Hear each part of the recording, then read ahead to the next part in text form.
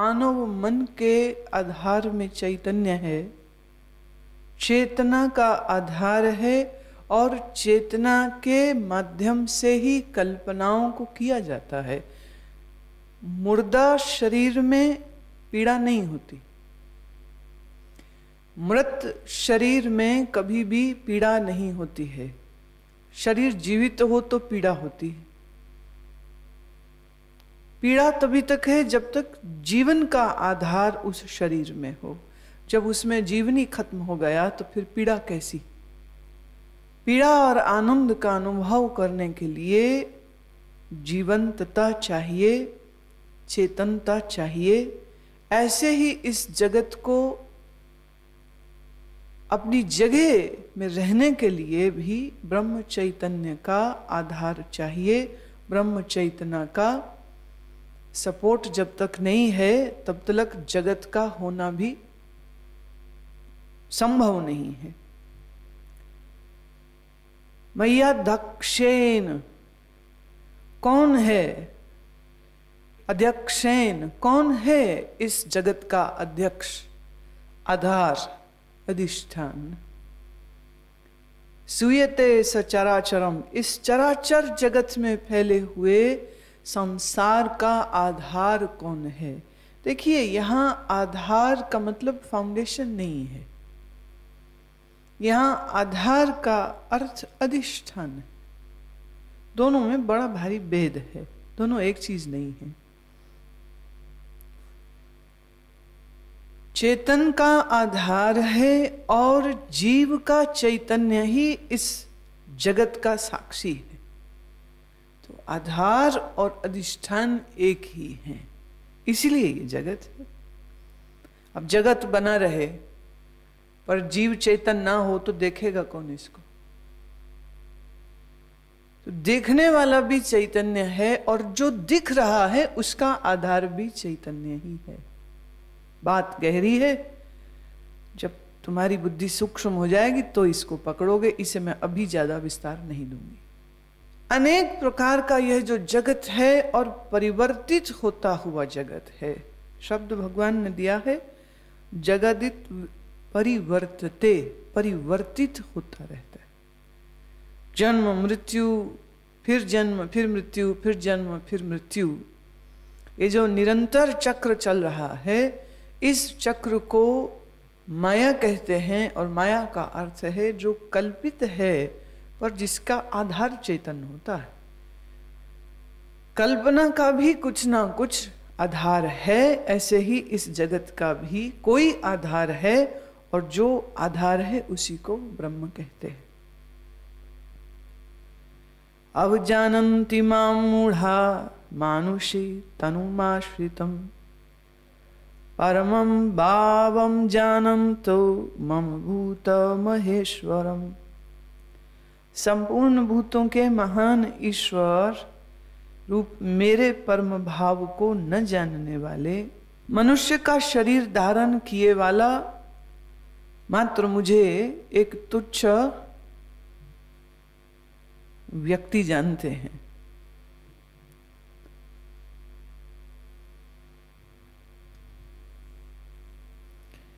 जो मुझे नहीं जानता है, मेरे वास्तविक स्वरूप को नहीं जानता है, उसके लिए मैं एक साधारण मनुष्य हूं। और जो मुझे जानता है उसके लिए मैं ब्रह्म हूं। बात तो सिर्फ इतनी ही है। फिर कह दो इसमें कृष्ण की कोई विशेषता अलग से नहीं है। कृष्ण के पास दृष्टि है। भक्तों की तो ये पूरी इच्छा है कि वो कृष्ण को अपने से अलग और अपने से श्रेष्ठ और अपने से महानतम देखें और दिखाएं। और वेदांत का पूरा जोर इस बात पर है कि जो कृष्ण में है वही तेरे में। ये बड़ा भारी भेद है भक्तों और ज्ञानियों में। भक्तों की पूरी सोच इसी बात पर टिकी हुई है कि कृष्ण, जो कृष्ण है वो तो कृष्ण ही है, हम तो मात्र जीव हैं। ईश्वर की क्षमता, ईश्वर की ताकत कृष्ण रखते हैं, हम नहीं रखते। तो वो अलग हैं, हम अलग हैं। वो हमसे श्रेष्ठ हैं और हम तो निम्न हैं उनके सामने, कुछ भी नहीं। एक तल पर यह बात सच कही भी जा सकती है, पर दूसरे तल पर यह बात भी तो देखनी पड़ेगी कि भगवान बार बार गीता में अपनी और अर्जुन की समानता देखने की और दिखाने की कोशिश ही तो कर रहे हैं। अगर जीव के पास मन है और ईश्वर के पास माया है, तो जरा पूछिए, मन और माया क्या दो हैं?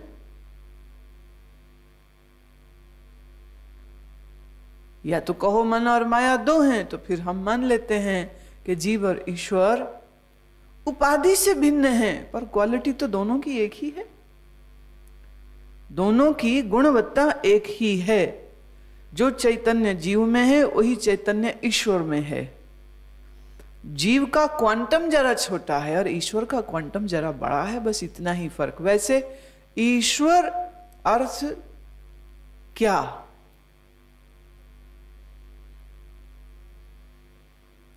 प्रकृति तो अपने ही नियमों से चल रही है और ईश्वर उस प्रकृति को नियम बदलने के लिए भी नहीं कहते। राम के हाथ बाली मारा गया, तारा रोती है और कहती है कि मेरे पति को तुमने मार दिया और तुमने मुझे विधवा बनाया है, हे राम तुमने मुझे घोर दुख में डाला। अब राम ईश्वर हैं, तो बाली को सबक सिखाना था, सिखा दे भाई। बच्चे ने कुछ गलत काम किया, बाप ने थप्पड़ मारा, बच्चे ने माफी मांगी, बात खत्म हो गई। तो बाली ने गलती करी, बाली को राम ने दंड दिया और अब बाली को क्षमा भी कर दो, तो वापस दो ना प्राण उसको। बुद्ध का ये बड़ा प्रसिद्ध वचन है जो उन्होंने अंगुलीमाल से कहा था कि जिसको वापिस तुम जीवित नहीं कर सकते, उसके प्राण हरने का तुम्हें कोई अधिकार नहीं है। और बाली की पत्नी तारा राम से यही कहती है कि मेरे पति ने तुम्हारा तो कुछ नहीं बिगाड़ा, तो तुमने उसको क्यों मारा? ये दो भाइयों का झगड़ा, तुमने अपने निहित स्वार्थ के लिए, सुग्रीव की मदद प्राप्त करने के लिए तुमने मेरे पति को मार दिया। क्यों मारा मेरे पति को? मेरे पति तो तुम्हें जानते भी नहीं, मेरे पति ने तुम्हें कभी डायरेक्ट या इनडायरेक्ट कोई कष्ट भी नहीं पहुंचाया, तो तुमने मेरे पति को क्यों मारा? तुलसी की रामायण थोड़ा सा अलग रंग रखती है, पर जो मूल वाल्मीकि रामायण, देखिए मानना तो ये पड़ेगा ही, चाहे आप इसे कड़वी नीम की गोली समझ के खाओ या इसे सत्य वचन समझ के स्वीकार करो, वाल्मीकि ने ही रामायण लिखी है, तुलसी ने नहीं लिखी है।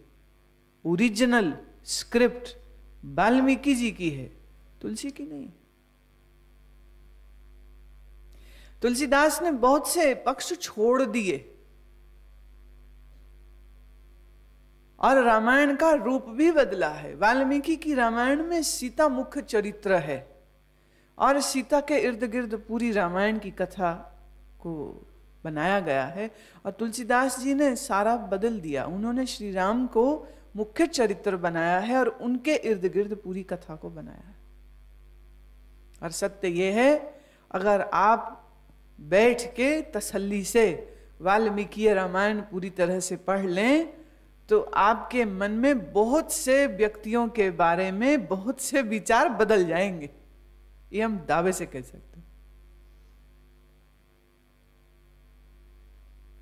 इतने प्रश्न वाल्मीकि ने उठाए हैं, जहां जहां पर सीता जी के साथ अन्याय हुआ वहीं वहीं वाल्मीकि प्रश्न उठाते हैं, और प्रश्नों के घेरे में बाकी समाज और बाकी चरित्र तो है ही, उन्होंने श्री राम को भी उसी घेरे में लिया है। और ऐसे ऐसे प्रश्न उन्होंने उठाए हैं वाल्मीकि जी ने कि उस मूल ग्रंथ में राम के पास उन प्रश्नों के कोई उत्तर नहीं है। एंड यू कैन नॉट से कि वाल्मीकि रामायण को हम नहीं मानते, क्योंकि अगर उसे नहीं मानोगे तो तुलसी की रामायण तो उसकी एक्सटेंशन है। और मैं चाहूंगी जितने राम भक्त हैं उन्हें तो जरूर एक बार पढ़ना चाहिए, जरूर पढ़ना चाहिए। इतना ही मैं इशारा दे सकती हूँ कि इस वाल्मीकि रामायण को पढ़ते पढ़ते अंत तक आते आते आप सीता जी के भक्त हो जाएंगे। खैर, तुलसी रामायण में भी इस बाली और राम के प्रसंग में राम जी बड़े फीके से हो जाते जब तारा यह प्रश्न उनसे पूछती, और फिर श्री राम उसको जो प्रकृति के नियम है वो समझाते हैं और फिर कहते हैं कि जिस देह को तू प्यार करती है वो देह सामने है, और जो प्राण इसके अंदर था वो प्राण तो तेरा पति था ही नहीं, और जीवात्मा तो किसी का होता ही नहीं, तो तू किसको रो रही है। तो उसे ज्ञान सुना करके शांत कर दिया।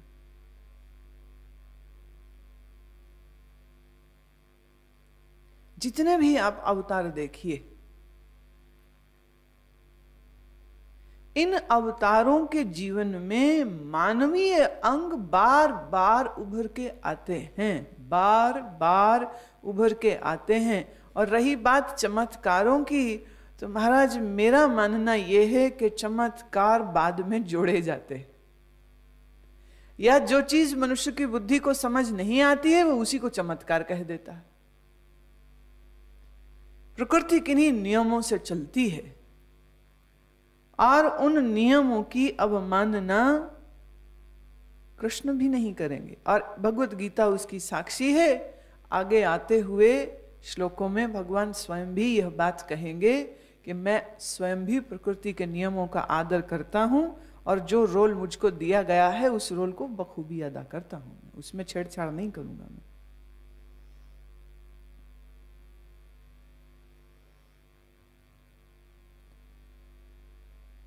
श्री कृष्ण एक कुशल राजनेता थे, पर उसके बाद भी वह कौरवों को युद्ध से पीछे नहीं कर पाए थे। जरासंध से बार बार युद्ध होते थे, तो इसका मतलब बार बार युद्ध तभी तो होते थे कि जब एक ही युद्ध में फैसला ना हो जाए, तभी तो बार बार होते हैं।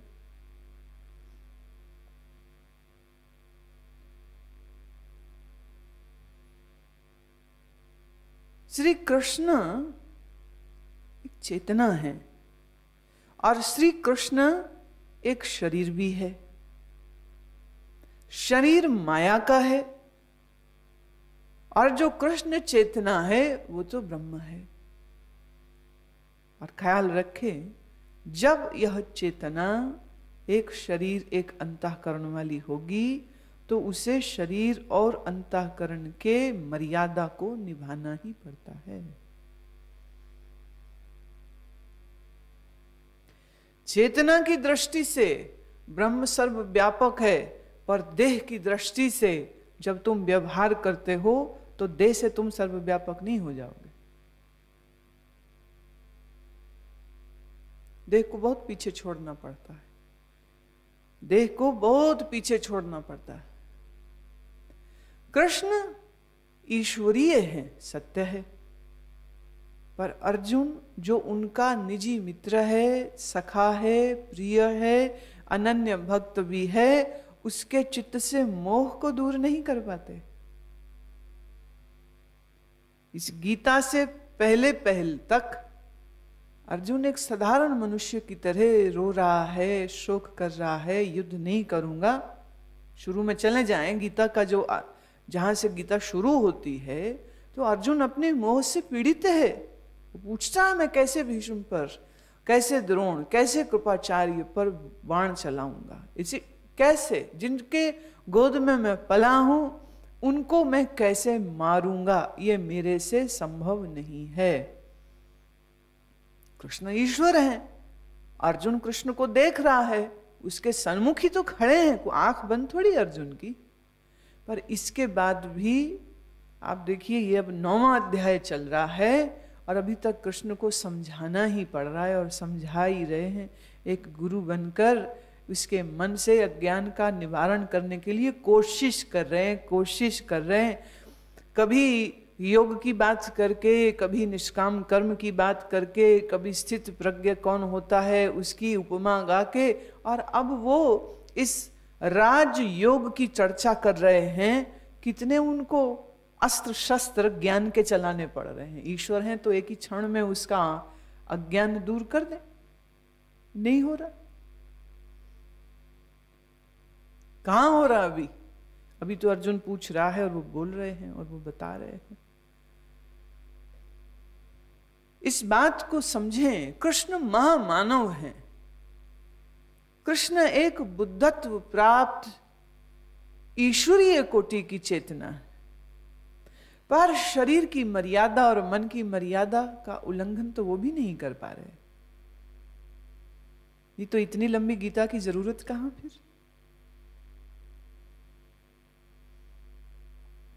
और तो और शबरी राम की इंतजार करती रही वर्षों। गुरु मतंग ने कहा था कि तेरे पास राम आएंगे तो तू उनकी इंतजार कर, और वो इंतजार करती रही। अंततः राम आए। राम के दर्शनों को आकुल व्याकुल है। राम फाइनली उसके द्वार आ रहे हैं। राम को मिलके वो आनंदित होती है।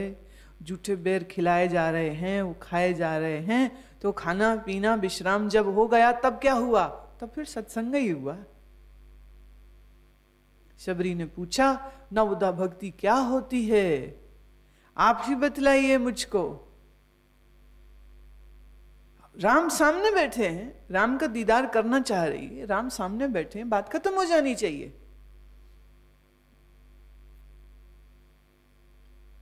लेकिन शबरी प्रश्न पूछती है और श्री राम उसके प्रश्नों के उत्तर देते हैं।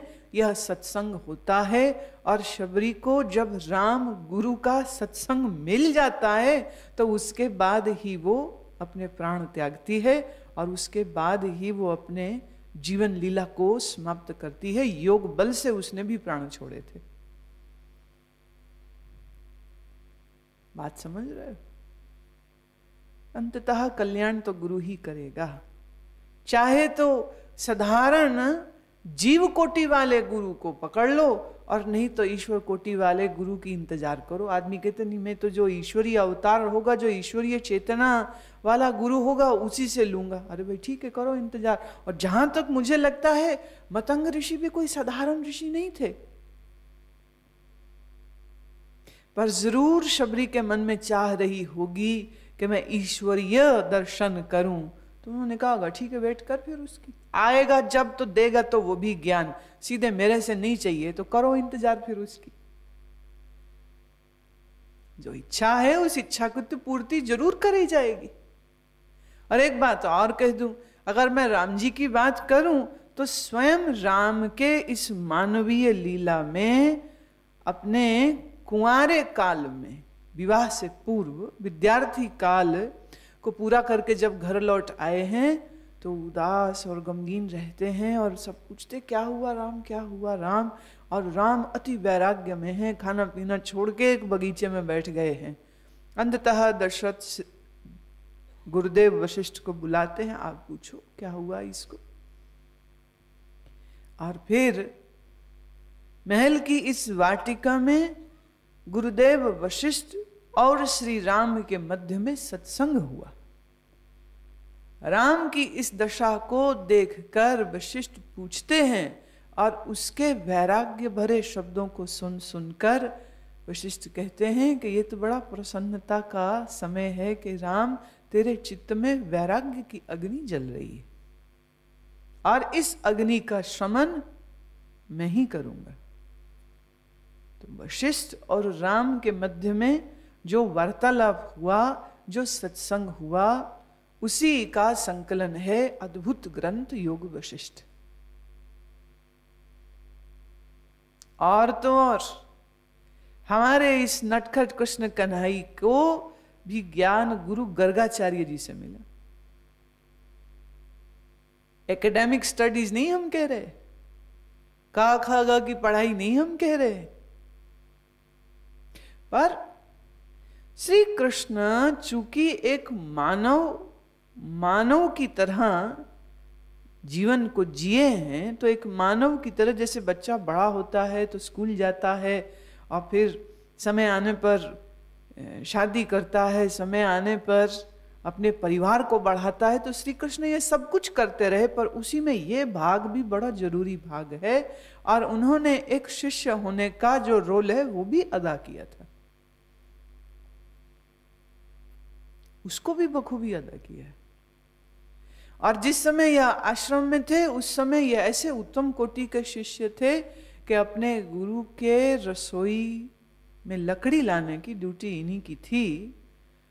बारिश आ गई, जंगल में लकड़ी भीग गई सब, तो भी वहीं बैठे रहे कि कोई तो ढूंढेंगे, कोई तो लकड़ी सूखी मिलेगी, किसी वृक्ष से तो हम काटेंगे। जंगल भर छानते फिरे अपने मित्र सुदामा के साथ के जब तक लकड़ी नहीं लेके जाएं तब तक हम आश्रम में कैसे जाएं।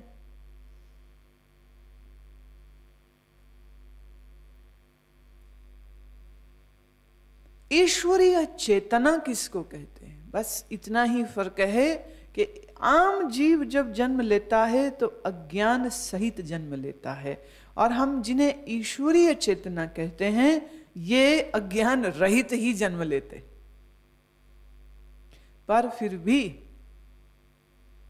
लोक उपदेश के लिए, संसार को सबक देने के लिए इन लोगों ने शिष्य होने का कर्तव्य भी निभाया, और संसार को ये बताया कि भले ही राम अवतार थे, पर गुरु वशिष्ठ का सत्संग प्राप्त करके उनको ब्रह्म ज्ञान का अनुभव हुआ।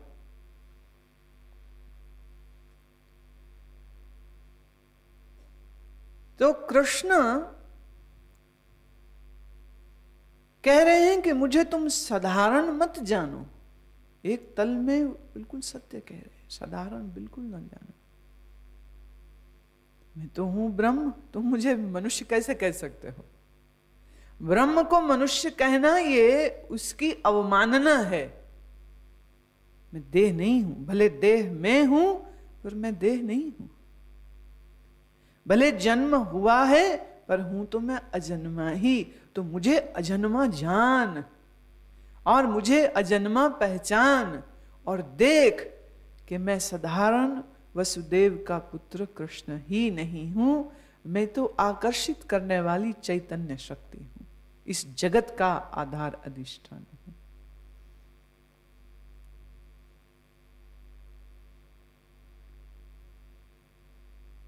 मूढ़ लोग, कृष्ण कहते हैं मुझे मनुष्य भर समझते हैं। ये सत्य भी है। कितने ही लोग, सारे कौरव जितने भाई थे और शिशुपाल और जरासंध इत्यादि ये जितने लोग थे, कहां उनको कृष्ण कोई ज्ञानी दिखते थे? कहते थे ग्वाला है, चोर है, गाय चराने वाला है।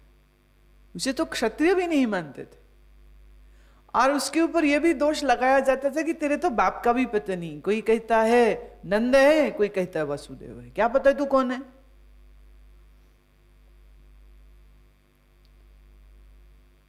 और सूरदास का यह भजन तो कितना ही प्रसिद्ध प्यारा भजन है ये, कि वो पूछते हैं, कृष्ण ही, बाल कृष्ण ही पूछते हैं यशोदा से कि सब गांव वाले कह रहे हैं कि तू मेरी माता ही नहीं है, तू गोरी है, मैं काला हूं, तेरा मेरा रिश्ता ही कोई नहीं। तो बेचारे तो बचपन से ही ये पीड़ा सहन कर रहे थे, और मां को समझाना पड़ा कि भाई तू जिस रात पैदा हुआ उस रात बहुत काली थी, तो ये कालापन तेरे में झलक आया बस, और तो कोई बात ही नहीं। बोले हम काले हैं, हम अच्छे क्यों नहीं हैं? हम उस समय अच्छा जमाना था, नहीं तो माँ कोई फेयरनेस क्रीम साबुन हाथ में पकड़ा देती, ले बेटे इसको लगा और गोरा हो ले। माँ ने बड़े प्रेम के तर्क दिए और कहा नहीं नहीं, तू काला इसलिए है क्योंकि तू सबसे मीठा है, और देख पुत्र मेरे, कोयल भी तो काली।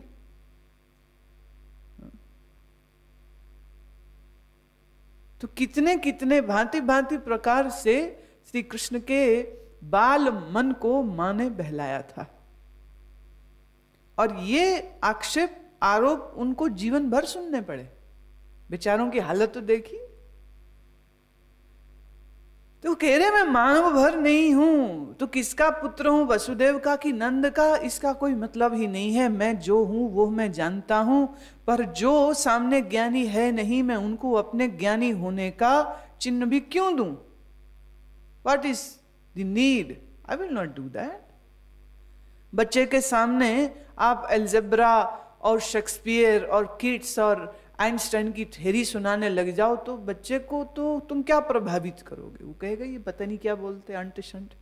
तो बड़े से बड़ा समझदार पिता भी अपने छोटे बच्चे को माई पिएगा, पानी नहीं बोल रहा, माई पिएगा, नहीं नहीं करेगा। बाप प्रोफेसर है, डीन है यूनिवर्सिटी का, पर बच्चे को जो भाषा समझ आती है वो वही भाषा बोलता है। पर अगर किसी प्रोफेसर, किसी डीन, किसी साइंटिस्ट को अपने बच्चे से इस प्रकार तोतले शब्दों में बोलते हुए आप देखें तो गलती से भी ये मत समझ लीजिएगा कि इसको बोलना नहीं आता।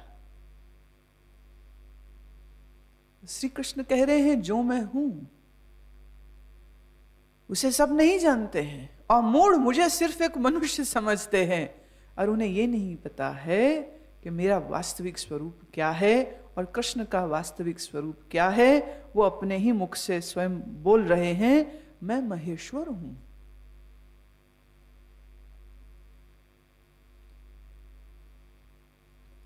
मोघाशा मोघ कर्माणु मोघ ज्ञाना विचेतसः राक्षसीमासुरीं चैव प्रकृतिं मोहनीं श्रितः। वृथा आशा, वृथा कर्म, वृथा ज्ञान वाले अज्ञानी जन राक्षसों असुरों के जैसे मोहित करने वाले तामसी स्वभाव को ही धारण किए हुए हैं।